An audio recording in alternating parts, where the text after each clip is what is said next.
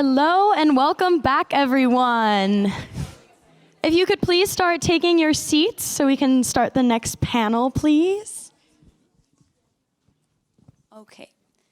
We hope that all of you enjoyed lunch and that throughout the next few days you get to try different dishes, different desserts. I hope you really like the desserts. They're my favorite part of the school.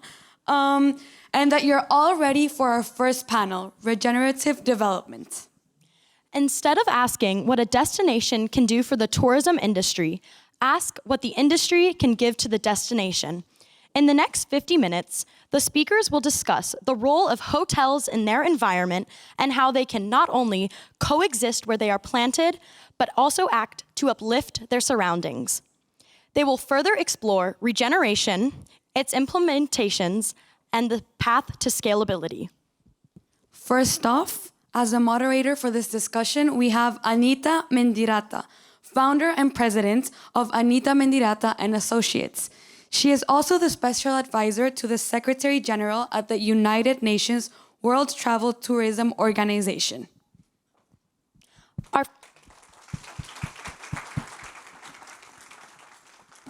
Our first panelist is Marloes Knippenberg. She is the CEO of Curtin Hospitality and started her hospitality journey with Hilton and has been in the industry ever since.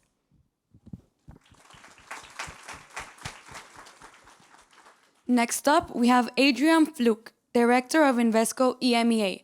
As an EHL alumni, he's not only skilled in hotels, but has continued a path of hotel real estate.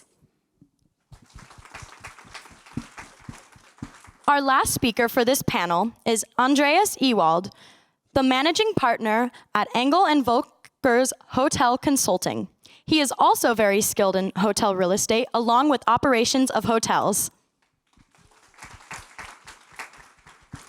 That's all for this panel, and we're excited to kick off our panel discussions with this fundamental topic. Please welcome all the panelists on stage.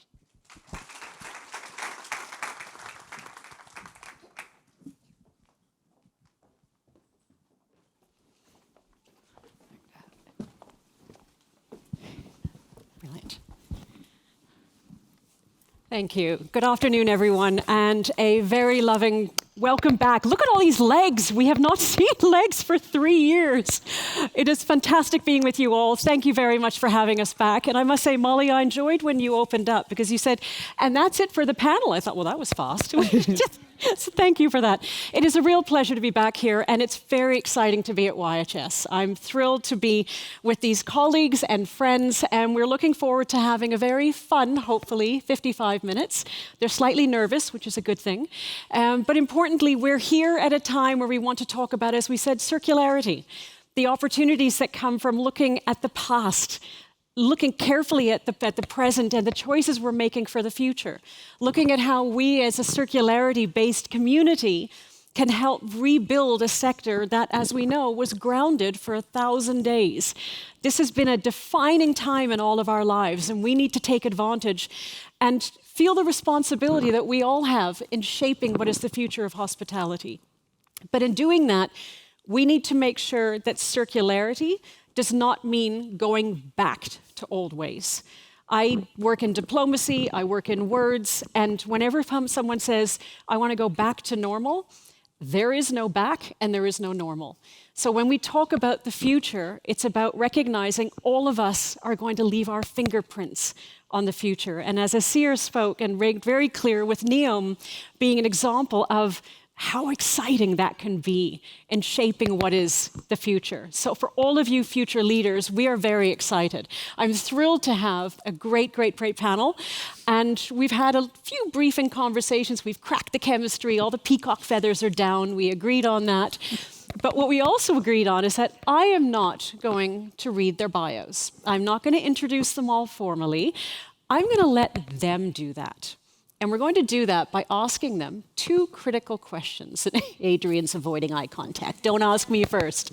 So, Adrian, please can you share, based on who you are and the organization you represent, what impact is your organization going to have on shaping the future of hospitality? Hello, everyone. Thank you for this challenging question. I think we at Invesco, we are an institutional investor. We gather institutional capital to invest into the hotel sector. And what we're doing in terms of looking forward and making this a better future for all of us is we've embraced ESG, and we're in every discussion and in every meeting we're having, we're putting ESG on top of the agenda. That hasn't been the case from our partners 2-3 years ago. Today, on all of our agendas, there is ESG. Okay, now I warned you. ESG. For clarity, what is ESG that everyone's talking about? Environmental, social, and governance. The three pillars of sustainability when we talk in the real estate world. I mean, we can talk about regenerative development later, but at the moment in real estate, we normally talk about the three aspects, which environmental represents reducing the footprint that we're having, energy consumption. Social is looking after our employees, the employees of our partners, and the community. And governance is really measuring, benchmarking, and also aligning with the regulation which is coming up. Brilliant, thank you. And just for clarity, when we were having the briefing, I warned that so often our industry is full of lingo, it's full of acronyms, but that doesn't mean that there's full understanding of it. So I warned everyone that if you throw out an acronym, I'm going to ask you to make sure that everyone is clear. So thank you for being my first victim, shall I say. I stood in a trap. Marloes. Same question. Not ESG, the same question. The impact we're making as an organization and the impact we're making as a person. Whatever we're doing when it comes to projects, when it comes to dealing with people and everything else needs to have a purpose. And when we started Kirchen Hospitality and I moved into this, the whole reason was that the driving factor was to make an impact in the industry. You'd see that owners were changing, guests were changing, you were changing, and still the train was just going at the same pace, the same direction, with the same products. And really the dream and the impact is that we'll have impact on people, on people's lives, whatever that means. It could be in a destination, it could be to employees, it could be to partners, it could be to owners. And it's really, I wake up every day not going to work, but just almost this passion product and passion project to drive that further. Brilliant, thank you very much. And Andreas, please. Well, it's well, thank you very much for being here, and it's I think you make the difference, and it's I love being in this industry because it's a people industry.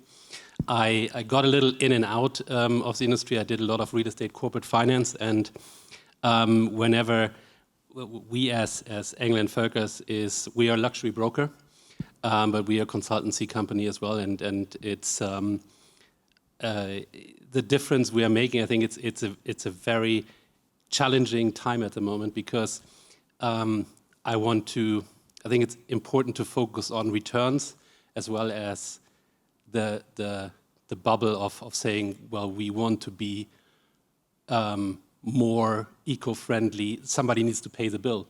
And I think this is a very challenging time, and I know Adrian thinks a little alike because whenever I thought it was, and this is bringing a little off topic, but when Facebook was asked to change the algorithm because of fake news, they didn't do it because they didn't want to give away profit. And I think this is very interesting when you speak to large operators. Are you willing to cut down on profits because you want to be more eco-friendly? And I'm not sure how many people are going to say, well, I'm happy to give away profit. So I think this is going to be a very interesting discussion we're going to have today. You've hit something very important very early on, and thank you for that. In your comment about Facebook, the reputational damage that it did with people knowing they didn't do the right thing because they didn't want to lose the revenue. That's something, as we build the future, need to be very careful of from the point of view of if we choose to not take action, what impact will that have on our brand? So focusing back on your brands individually and meaning you as people, why did you feel it was important to be here today, to come all the way here for this 50 minutes on stage to this incredible audience that is going to be the future of our industry? Why was it important to you, Andreas? I just love people, and I just love the industry, and whenever we can have an exchange, and I really hope we have a very open discussion. I think without people, hospitality is not going to exist, and that's why I'm here. I think we should make all the difference. We can build. I mean, we were talking about bullshit bingo before. It's we can make a difference, and we should try and do that. It's interesting because you actually admitted outside as well that you love coming back here because it makes you feel very young and very hip. And so before we came out, actually... I am very young and very hip. Thank you very much, Anita. Sorry. Well, because he had his collar up, he had the gold chain on, the buttons down. It's like, no, we're at EHL. Put the collar back. We are real estate brokers. I was buckling up and tuck away the gold chain. Marloes, why was it important to be here? Because part of what we've been saying always is that you play an important role to our business. But when we started one of our brands, Cloud7, and we started developing it, we were working with this branding agency, and they were brilliant. And they were talking about the millennials at that time. And they were saying, it was all about the lobby, it was all about the colors and the coloring and everything else. And we never thought to bring in different people and different voices. And as we were growing the brand, it's see that every single time we were on stage and we were talking about the new things in life, we were like all a bit older, and we're all discussing what everybody younger wanted, etc. And so we made it part of our DNA to have people under, well, I would say 25 now. It was under 30, but it's became younger and younger. Under 25 in key positions in the organization. Just because we can understand much better the needs. There's a different drive. It connects very well together. We remain relevant. And unless, we create this connection all the time, become so irrelevant so quickly and so busy with ourselves. So it's really, I'm very thankful to be here. So thank you for having me. Thank you. Adrian, you're back home. You're back home. Exactly, and that is one of the reasons why I like to be here, and I was very grateful to be invited. The school has given me so much. I've graduated in 2008, and I had a career in the hotel consulting and hotel real estate industry since. And the school has given me so much, so I would like to give something back. And it's the appreciation I receive from the students, the organizers of YHS is amazing. And it's just great to be sharing my experiences and give something to your journey. Second argument, I think, that leads into that is, Asil said something very important at the end, that she wants to give something to the students here. And I think one of the things for me is that passion. When I speak to peers, and the comments I always get is like, you're so passionate about the industry. And I think that makes my day-to-day not work, but it's a joy working with my hotels, with my operator, with my colleagues, ESG, that has really become a passion to me. And then lastly, I think we have Invesco as a close tie, or particularly my team as a close tie to school. We always have regularly on and off interns joining us for 6 months at a time. And I know there's some interns out there in the audience, so it's really good to come back and share just the experience. Indeed. So can we take that comment as an invitation for anyone who's keen on going into your space to please make contact with you? Of course, and we'll be regularly posting again. Brilliant. And interestingly, because I was, for everyone who was here from the beginning, there was the conversation about the YHS brand and how it had evolved and changed. And I think we now, Asir, have you as the YHS mascot from the amount of referencing back to you. So that's quite nice. Now we're here to talk about regenerative development. And again, it's the power of words. We've gone through, the world talks about sustainability, talks about DEI, talks about all these things. And again, it's the power of words. If you look at what is the opposite of sustainability, and Michael Levy, brilliant executive, brilliant achiever, brilliant visionary. But if I ask him what's the opposite of sustainability, I'm pretty sure he's going to say bankrupt. If you look at wildlife, what's the opposite of sustainability? Extinction. Sustainability is not an option, it's DNA. But now we're talking about regenerative development. And when you and I had a phone call, you made an interesting point of interesting title. What does regenerative development mean for each of you? What exactly are we talking about here? Adrian again looks away. So, Adrian, tell me. Well, to be honest, I had to.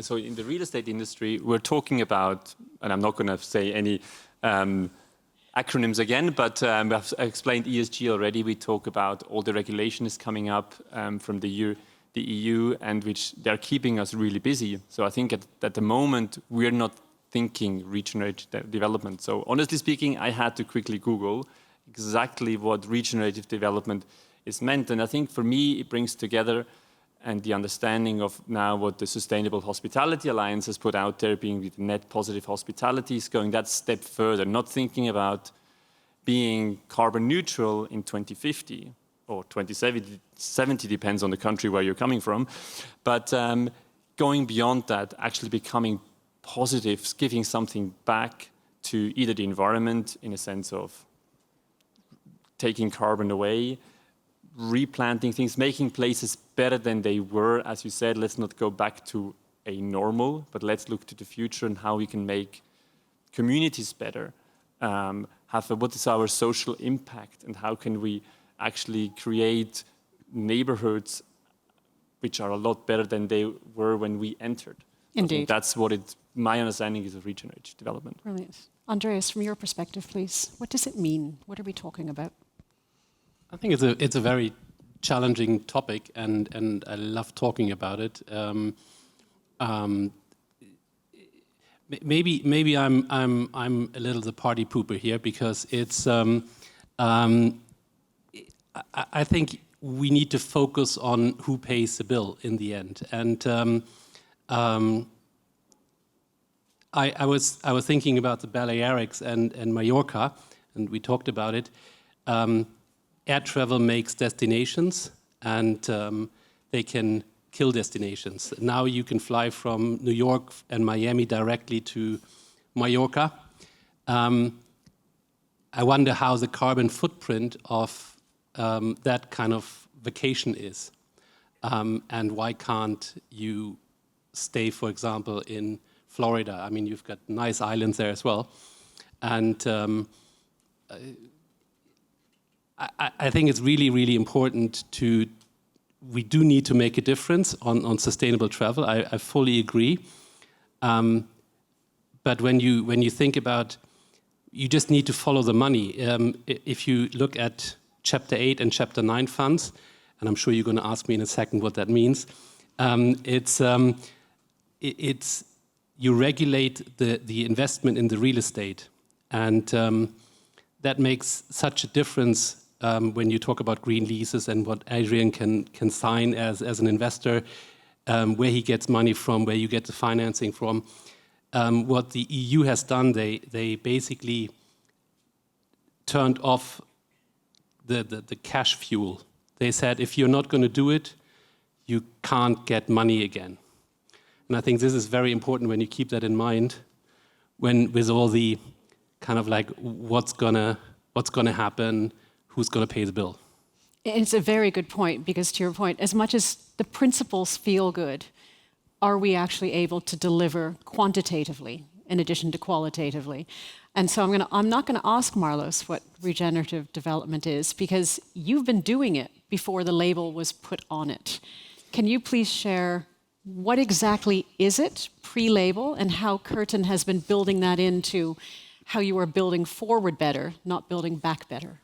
I think, and just one thing I'm not going to go on about regenerative travel, but you know who pays the bill, right? There is always two sides to a coin. You can make it work, you cannot make it work, right? If you want something, I'm a great example. If I want something, I will well make it work.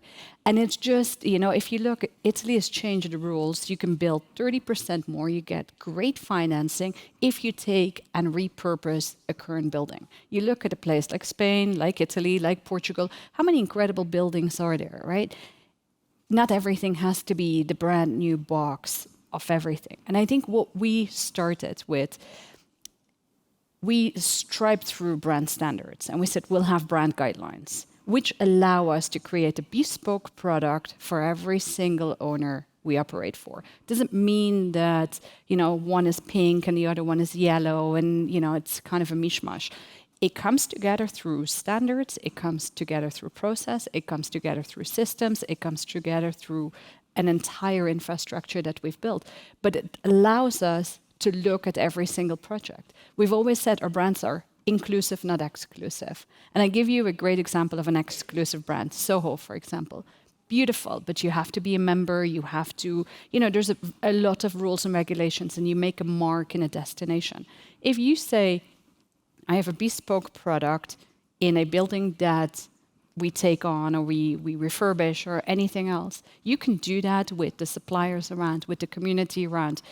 We took procurement out of our hierarchical structure, so we don't have central procurement, because the only way I can ask for 50% local supplies is if I don't give you any other option, right? So as an owner, there's a lot of freedom that you can create. There's a lot of pockets you can make money out of. There's a lot of money you can make back. It's just looking at it in a very different way.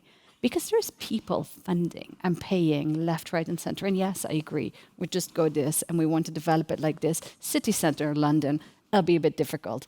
But there's so many options and so many portfolios coming up. And it's why, a company like ours, 10 years ago, would never have grown as fast without actually owning our own assets. But you see that people want to do something different. You've hit something important there as well when it came to sourcing. Sorry, I'll get back to you in just a moment. About the need to decentralize. Mm-hmm. Because to your point, the volume is no longer the objective. It's the value of what you were doing locally and the values of what you were doing locally. And it's an interesting shift that aligns to not having, one can't use the excuse anymore that it's about scale. It is about that local impact. But the centralizing, decentralizing, we're just like every 2 years, it's centralized, decentralized, centralized, decentralized, but it's always everything. And I think there's certain positions that you can decentralize, and there's certain positions that just from a profit perspective make much more sense to have them centralized. And it's kind of for every brand and for every kind of environment, it's a little different. The moment that you're able to operate flexibly, you can deliver a greater bottom line, yet have an impact. Yes, indeed. Sorry, Andreas, you were going to say? No, it's just exactly trying to pick up on the same topic, because if you look in the States, the procurement systems of the large hotel companies, they are super detailed. Everything is margin driven. In Germany, or in Europe, I think it's a little different. People go for last mile delivery and so on and so on.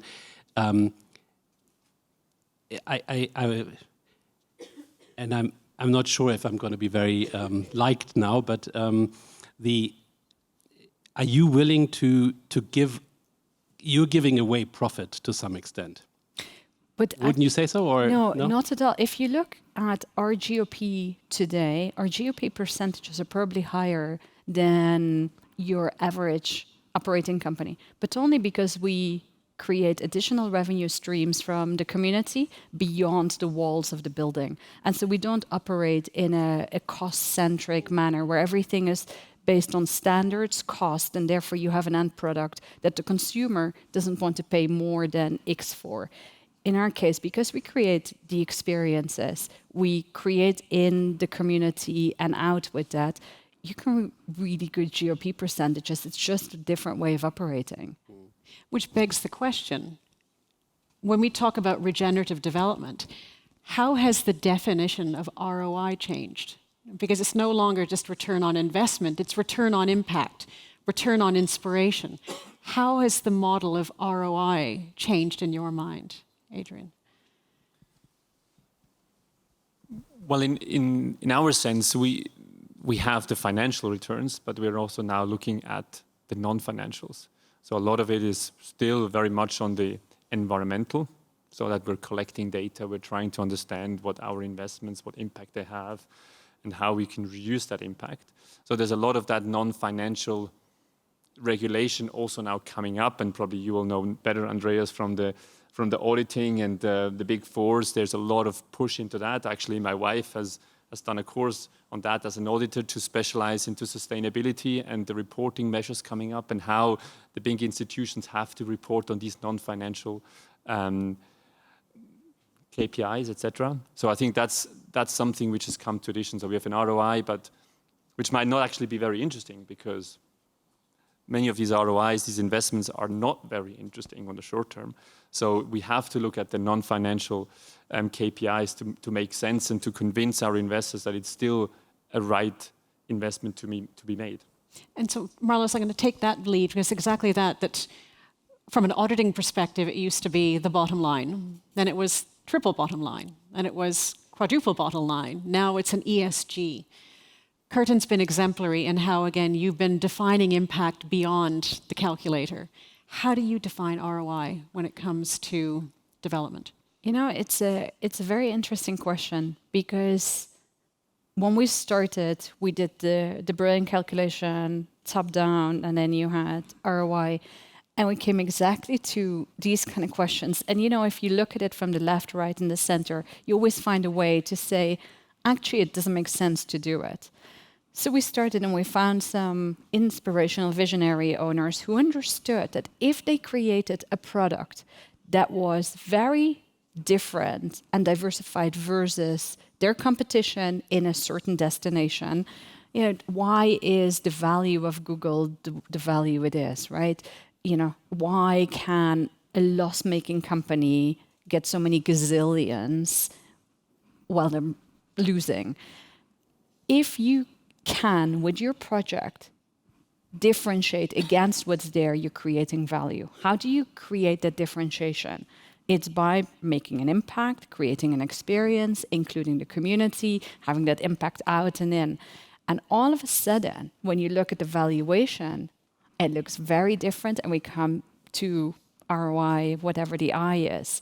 If you do it in a classic calculating model, it's very hard to prove, and now it's much easier because we have enough open, so and show you hard figures. But it's the people who believed in it in the beginning, and now those people, we have a lot of people coming back to us saying, there's such an oversupply in office space, there's such an oversupply in residential, there's such an oversupply in hotels, we can't combine it together. Now what do we do? And I think if we can play that role going on in that segment, ROI becomes something very different. And while everybody's still calculating, it's also, you know, to the measurability of ESG, nobody has cracked it yet. So we're not going to wait for that. We just gave ESG a sexy name that sounds more attractive, that actually we're all living as an organization. And once somebody has figured out how we're all going to measure it, we'll adapt to that, but we won't wait to see what that's going to look like. And building on Marloes' comments, I'm going to use you as a devil's advocate. Because exactly as you said, you still have to deliver the financial returns. Why should an investor be prepared to earn a little less, get a slightly lower ROI financially, if they can do all these good things? What's the argument from an investor point of view? Because our industry is not an NGO. We still have to deliver. Well, I think you can look from different points of view. One is basically it depends on what time frame you're looking at. I think in 10, 15 years, our discussion is going to be totally redundant, because any hotel or any hospitality service which has not adapted is not going to be existing anymore. I think it's as simple as that. It's just that we are in a very challenging transition period. Financing costs have risen, quadrupled. When you look at the 600 pages from the European Commission, you need to be very patient to read them, and so I think there's no way around for an investor to do it. It's just when. It's a timing perspective issue. And I couldn't agree more with you, because the simple boxed hotels we've seen maybe 20 years ago, they're not going to be existing any longer. It's you need to understand your clients. It needs to be much more community driven, and there's not only the environmental, there's the social and the governmental issues. We were just talking about maybe one point and not all of the other ones, and hotel products, and you as a proven topic, which are in the community, they tend to work much better than other ones. And I think what you said, sorry, you were going to add something in.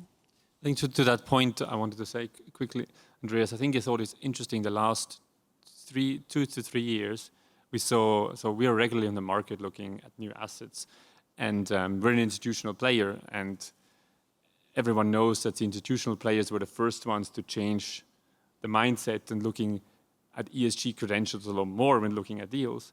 So when you look at an investment memorandum 3 years ago, there was no mention of ESG. There was maybe, it had an EPC, which stands for Energy Performance Certificate. And that was the least you saw in terms of sustainability. And when you went to the data room, there was no energy consumption, there was nothing. And today, a lot of brokers are at the point of really providing all that information upfront, so that an institutional investor at the very beginning can make the informed decision: is that an asset I want to look at? Will it fit my portfolio? Will it fit my strategy? How does that work out towards my carbon neutral goal 2050? So I think that how the mentality has changed, and I think that's where, yeah. I think what's very interesting when you talk on the real estate side, we are very close to family offices. We're not part of we don't work so much with union or the large institutional funds, and they're not regulated as the large capital institutions, and they don't look so much at the moment at ESG because they're not regulated yet. But we are going to see, and that's for sure, a lot of stranded assets. We are going to see, like a building which was maybe built in the 50s or 60s, good luck in renovating that building and make it environmental friendly. We're working on a project at the moment in Stuttgart. You just can tear it down. It's not economically feasible to renovate it. But a lot of these family offices have either ego or vision. And it depends on how you play on those characteristics, right? You play by the rules, those guys play by feeling. And it's, even when you look at new brands coming up, it's always product. And when we talk product, it's always what you see, what you touch. Where if you start doing product based on the experience, based on the touch point, based on the senses, in this family office, and most of ours were family offices, and now we're actually going into deregulated. That's why I came hard on adrenaline after a big negotiation this morning. But, you can see people want it. People want something different. And if you can convince them, if somebody doesn't like the word ESG, my team didn't like it. That's why we gave it a different look. We made it something approachable. If you can just avoid naming it ESG, but you get them to do the right thing and create a product that actually fits and is relevant, you tick the box too. Not everybody wants to sit around the table because I don't think it scares people necessarily, but it's so hard to figure out what you're supposed to do, where to start. It sounds great to do all of the, reduce carbon footprint. Then what? How does it work? This, I think, is much more for those people. It's just simply scary, and there's too much pride to even say, what is it? How am I supposed to do it? Where on your side, it's much more educated in that sense, plus you have no choice. So I think there's so many different ways to do it and to go about it. And adding on top of what you're saying as well, there's also the credibility issue, that people might argue that we're performing against this ESG model. how are you going to deliver that? How are you proving what you're actually saying? And what's critical, and I just want to shift the conversation a little bit from the point of view of, we are not 2019, fast forward 2022. 2023. We've all gone through 1,000 days of Mother Nature grounding us to really think about what we are doing and how we are doing it, importantly. And that's where all of these, again, the value and the values of development have shifted. You mentioned when we had our conversation on the briefing call about the issue of the interconnectivity. Mm-hmm. And if there's one thing that we learned during COVID, it was the interdependency that exists between all these different chains. One thing I've always loved about Curtin is how you've created these mixed-use, local impact developments. And then COVID happened, and we all started living in bubbles. And our worlds were brought smaller, which is, it's that lovely Victor Hugo quote of, there's nothing more powerful than an idea whose time has come. And in so many ways, Mother Nature just put the spotlight on your model. Mm-hmm.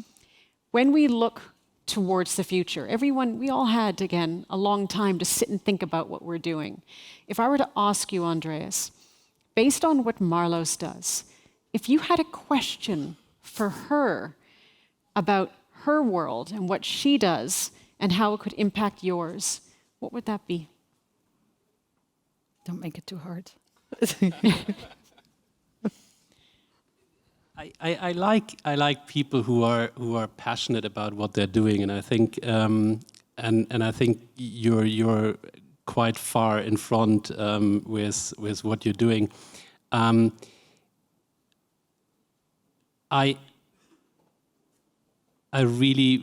not sure if I have a question for you, but it's I like people who are driving things forward because they're passionate about what they're doing. And I hope you can stay that way. Thank you. And we need people who are changing the industry because they believe in certain things. I don't have a particular question at the moment, but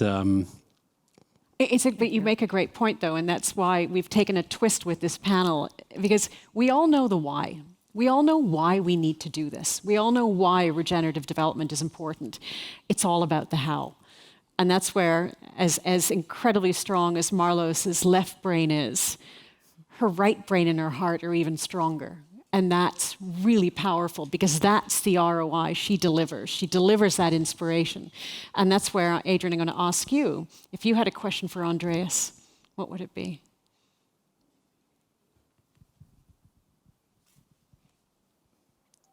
Can I quickly come back to what Curtin is doing and how something I did over the last 9 months was on a similar. So there's an institution in Germany for institutional investors, and they had with a university in Frankfurt, they're working on a project with social impact investing, and they were looking at the different real estate types and how to measure the social impact a real estate has on the environment or the community it sits in. Because I think one of the challenges is really what you're saying, it's difficult to come up with an ROI, because what are we adding? So they were to convince investors to look at the community and the impact we're having, is trying to, okay, how can we measure it? What are the aspects, and how many jobs are we providing to the community surrounding us with our building, with our hotel, with our office, with whatever it is? And I think that's a really interesting discussion. So I think that's the next step. So we're moving away from this E, is everyone starts getting the E. And now let's think about S, because that's challenging. And if we can't measure E, how shall we measure social? And so that's really now, I think that's where the research is going from universities. That's where they want to provide us tools for investors to say, okay, if I have to decide between X and Y, how do I measure the social impact one or the other has? Mm-hmm. And I think that's really important. Brilliant, thank you. So question, it's really on the and we have some luxury asset in our portfolio.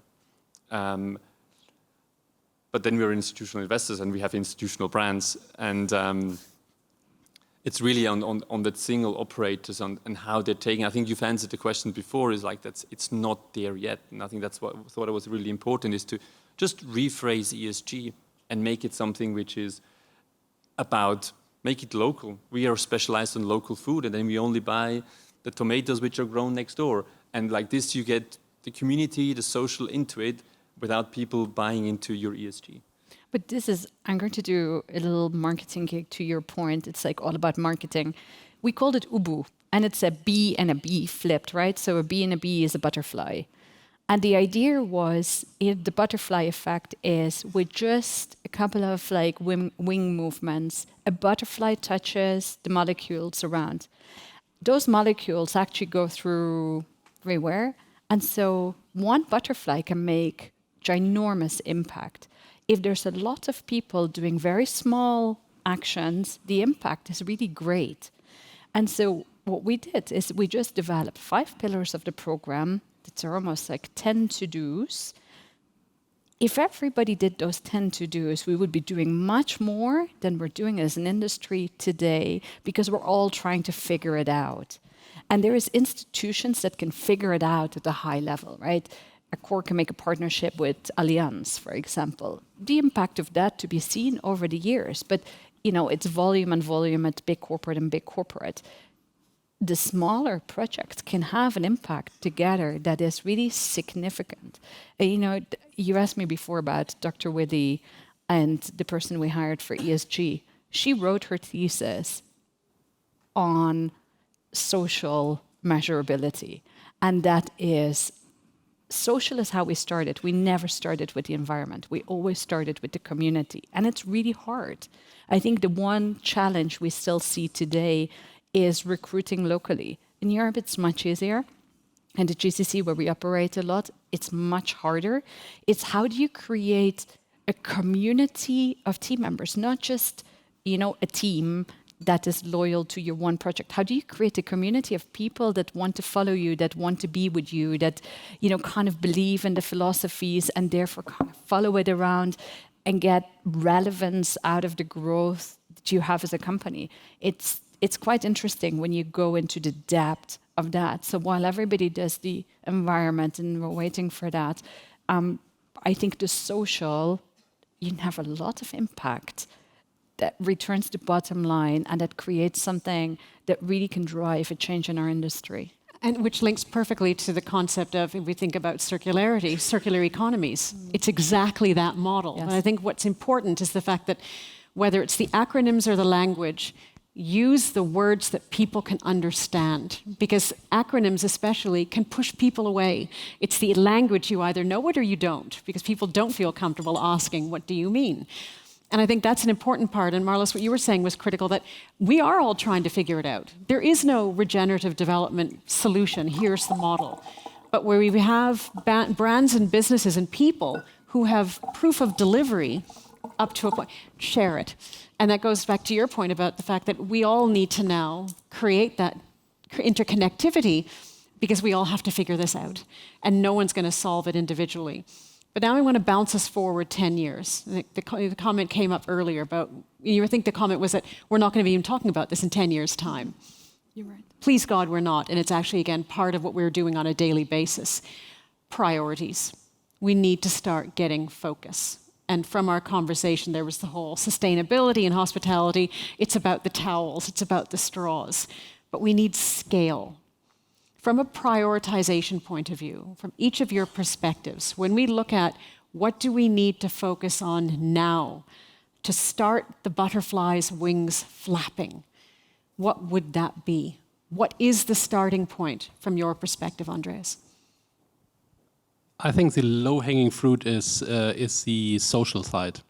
I think focusing on people, on communities, because a hotel is a hub for exchanging, and I'm talking more like upper upscale, not budget hotels. But I think we see a lot of blending between, and you're doing that, Marlo, and Adrian is investing there. Residential and hotel is basically blending in any way. You've got service apartments, you've got student housing. It's all basically hospitality, and I think it's an easy way forward. And the other thing is, there's a huge shortage in the hotel sector for people. And I think if we can bring in personnel from the local community, I think that delivers, it's a win-win, I think, for the operating model. And focusing on the bricks and mortar, I think it's going to be super challenging for the next 3 to 4 years, in my opinion. I want to hit something you've actually just spoken about as well, that from a travel and tourism perspective, and something that Asir was speaking about, and Colin and Michael and I were talking about earlier, people are not traveling to Saudi to meet non-Saudis.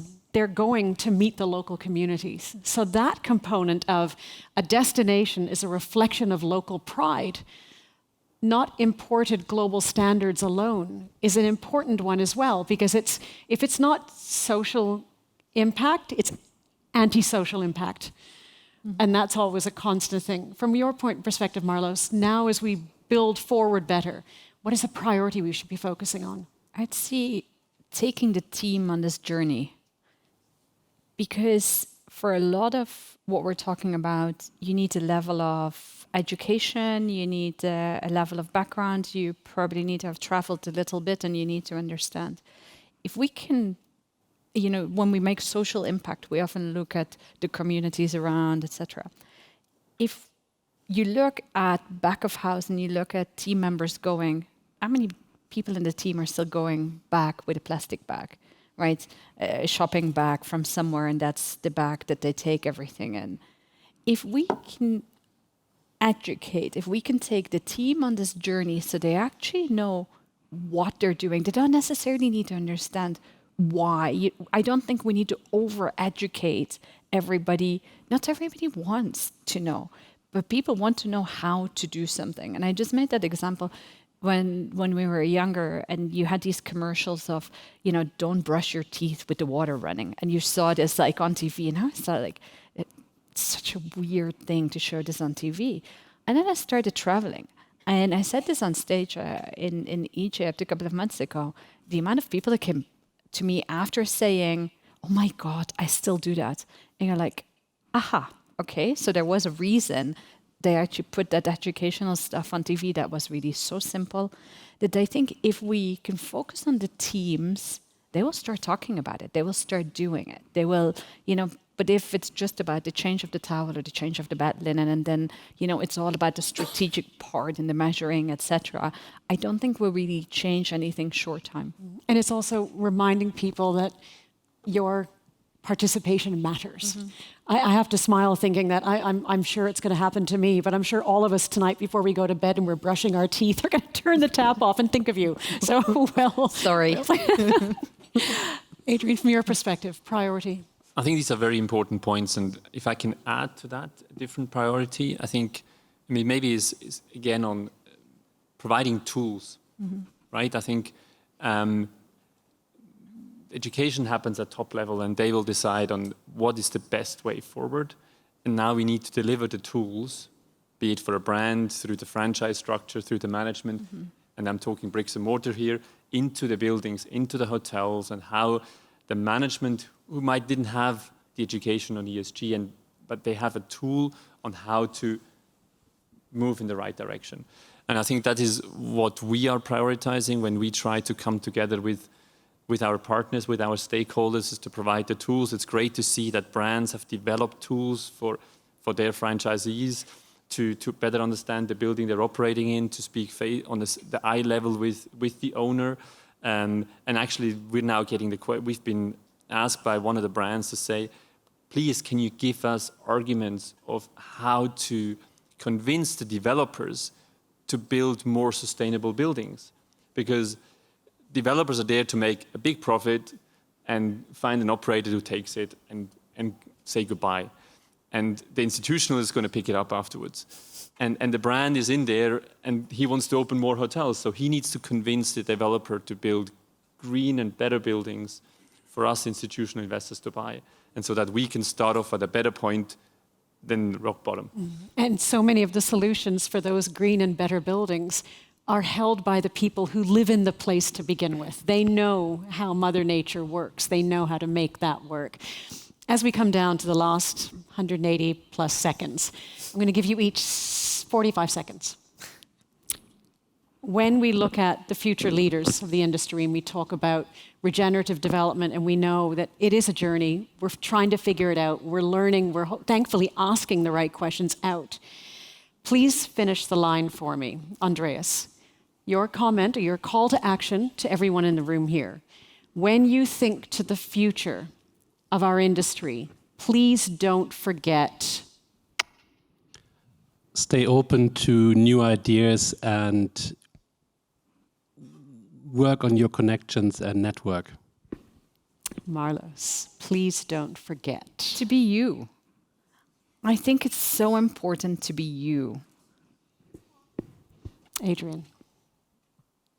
Don't forget to be passionate about what you do, and think about you, your dream, where you want to go, and the doors will open. Brilliant. So I'm going to actually add on it. We've got a little bit more time. Andreas, Marloes' comment. Please don't forget to be you. What difference are you going to make in the future of this industry? It's funny that you say that. I mean, it's I'm a broker, and it's a hard question for a broker to ask.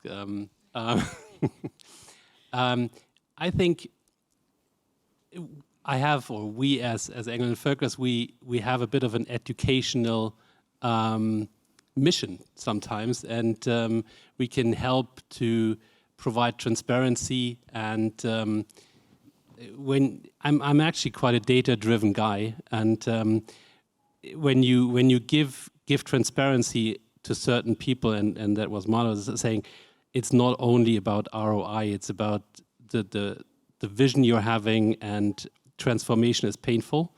And this is where I want to, or we should facilitate through transparency, that it's not only that things might work in the future only, although they are maybe in the short term not so profitable. Indeed. And with transparency comes the credibility, which is so important.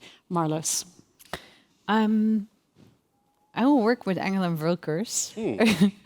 Anytime. We'll make a change. I think we're on a road to making an impact. I think whatever we're doing, it's never been an ego trip. And so if really we can make an impact as an organization, we'll just continue going that way. But I think, and that's why I said just be you, I think there's something really essential about being grounded and being who you are versus who you want to be and who you know, it just doesn't go so far. And at one stage, it just makes you feel somehow, not even sick, but just so irrelevant. And I think if you do something well, if you have strong values, if you really know where you're going, yeah, it goes, at least it gives you such a good ground to work from. Brilliant. Adrian, last word. As an investment manager, I have a lot of opportunities. I have a portfolio to look after, so we will continue getting these assets on the right path for the future so that they're still sellable, they're not becoming stranded, that people still want to buy them, and do the best. And one of the best things you can do in your future, one can do, is find a brand that is a reflection of who you are as a person. And I'm not sure if anyone noticed, but I asked each of them, what difference are you going to make? And each of them responded from their brand's perspective, which is you're in the right place and you're making the right impact. So, dear friends, please thank our great panel.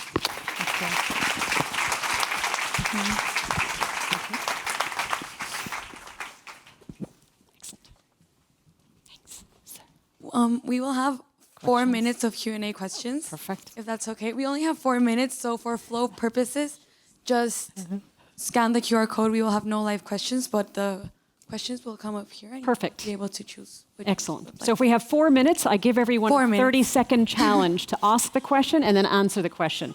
First question, how can you make sustainability attractive to investors? Who wants to take that? 30 seconds.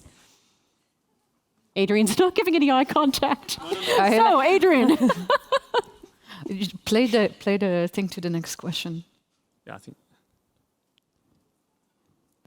Anita, greater moderation. I'd like to know, what's your call to action? Oh, Not to cheeky. forget for us. Haha, I saved you there. Thanks. My call to action, never forget the difference that you can make, but choose the difference knowing it has the power to change the world. Wow. That would be my call to action. It's the butterfly effect. So, what concrete measures have already been applied by your companies which have the greatest impact? Concrete measures. I think the engagement. I mean, we've had so many talks over the last. We started it probably. Answer quickly, but I mean, the Sustainability Roundtable in 2018, we've started gathering our tenants and talking about sustainability. And from there on, the engagement continued, and we found more and more followers and people who supported us on the journey. And I think that's the important starting point. For us, we've localized supply chain. We're, I think, at 56, 57% at the moment, and that's really local. And we're almost hitting the 100% when it comes to regional. Most of our projects we hit 90% on local employment. We have some spurts out, which we're trying to work on at the moment. When it comes to food waste, we're reducing that significantly, and it's actually interesting. I'll be able to tell you how much in another 2 weeks. But what we've done is really done the implementation, taken a starting point, and really seeing what makes the greatest impact without being very fancy about it. And then we've, the engagement and anything around. And then, of course, you have electricity and water and all of that. But I think it's those smaller things that actually have much greater impact than also in money than we've ever thought. Interesting as well that you're using a very commonsensical approach without the lingo. Very practical. I was just talking to a company who's running shopping centers, and they just changed the light bulbs from regular light bulbs to LED. You can't say, I mean, it's so easy, but it makes such a difference on energy saving. Indeed. The benefits will be there at the bottom line. I'm going to combine the first question that you dodged and then another question. How do we make sustainability attractive to investors? And, which links perfectly to, how do we prevent see through greenwashing in our industry? How do you make sustainability credible for investors and make sure that no one is just greenwashing it? Andreas. Thank you. I mean, you just mentioned it with the audit companies. There are a lot of labeling going on, and I think one needs to differentiate between hard labels and the reputational issues you're faced if you're kind of like not doing it, and that should protect us. There's a lot of greenwashing going on at the moment. But I think we're also doing, this greenwashing, we're doing a lot of naming and shaming, and nobody has the perfect answer. So unless we talk about it, unless it's a subject all the time, unless we make it look a little cuter and better, etc., it's not going to change anyway. So I think there's a lot of intention. I don't think there's a lot of people that have the answers to it all. But I think it's always easy to pinpoint at somebody and say, you're wrong, you're not doing it. It's much harder to say you are doing it or how they should do it, what they should do. And I think if even making sustainability attractive to investors, right? It's give them a starting point, right? I think with this ESG, we're expecting 11 out of 10. If somebody did 3 out of 10, that would be a great starting point. And then you can build from there. And then the next building, you can do 5 out of 10. So you can make it more approachable. I think if we could make it more approachable, more understandable, then over time as we go, both the greenwashing and the attractiveness just becomes the norm. Indeed. Just action. I mean, having actions on the ground in our buildings, developing case study pilots, etc. I think that's what people want to see, that something is actually happening and we're not just talking about it, but we're actually walking the talk in our assets with our operators, etc. Indeed. And I think what's really important about what you're saying, which actually links to the last question that's just come up, flip the model. It's not about the naming and the shaming. Find those who are doing it right and celebrate them. Because the ego can be a really good thing. It provokes competition. And so it's great. This is what Curtin is doing. It's like, well, you think that's great. Look at what Andreas is doing. And then Adrian's like, wait a minute, look what I'm doing as well. And then we marry it back to what are the UN SDGs? Because what they're not is a bingo card where it's I can do UN SDG number 2, and oh, I got number 8, and brilliant, I got number 5. They work together. I think that's the important thing. But let's celebrate the people who are doing it right and asking the right questions, because we have to keep moving the conversation forward. So brilliant. With that, thank you for your questions itself. I'm going to hand it back to our lovely MCs for the day. And thank you very much, everyone, for being a part of this conversation. Now you can. Thank you so much to our wonderful speakers. Let's give another round of applause for them.